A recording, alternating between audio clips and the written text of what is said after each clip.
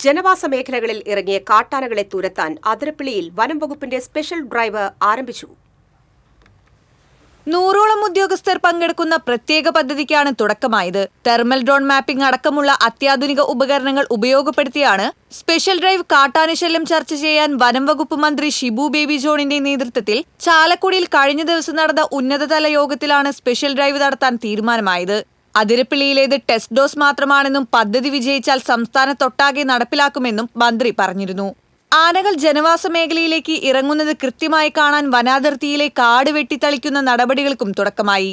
Thermal drone mapping, solar fencing, trench എന്നിവ ഉൾപ്പെടുന്ന ത്രിതല പ്രതിരോധ സംവിധാനം മേഖലയിൽ നടപ്പിലാക്കുമെന്നും ജനവാസ മേഖലയിൽ ഇറങ്ങിയ അപകടകാരികളായ കാട്ടാനകളെ പിടികൂടി ഉൾക്കാട്ടിൽ തുറന്നുവിടാനുള്ള സാധ്യതകൾ പരിശോധിക്കുമെന്നും മന്ത്രി ഉറപ്പു നൽകിയിരുന്നു. ശനിയാഴ്ച കാട്ടാന ആക്രമണത്തിൽ വൈശ്ശേരി സ്വദേശി മോഹനൻ കൊല്ലപ്പെട്ടതിന് പിന്നാലെയാണ് വനംവകുപ്പ് നടപടികൾ ദ്രുതഗതിയിൽ ആക്കിയത്. മോഹനന്റെ വീട് സന്ദർശിച്ച മന്ത്രി കാട്ടാന ശല്യത്തിന് ശാശ്വത പരിഹാരം ഉറപ്പു നൽകിയാണ് മടങ്ങിയത്. TCV news, Thrissur.